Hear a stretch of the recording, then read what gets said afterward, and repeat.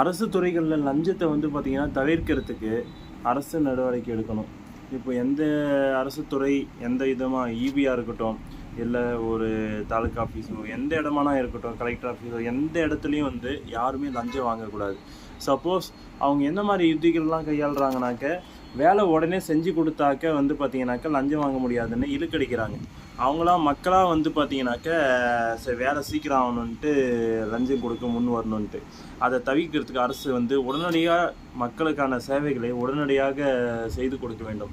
அந்த லேட் பண்ணுறாங்கன்னா மக்களிடையே ஏன் லேட் பண்ணுறாங்கன்றத அதுக்குன்னு ஒரு தனிப்படை அதிகாரிகள் வந்து உடனடியாக அதுக்கு தீர்வை காணணும். அது என்ன இதுக்காக லேட் பண்ணுறாங்கன்றத தெரிஞ்சுக்கணும். இது மாதிரி நிறைய நல்ல திட்டங்களை கொண்டு வந்து நிறைய ஆப்ஷன்ஸ் இருக்கும். அதை வந்து அரசு தான் நடவடிக்கை எடுக்கணும். ஊழலற்ற நாடாக மாற்றணும்.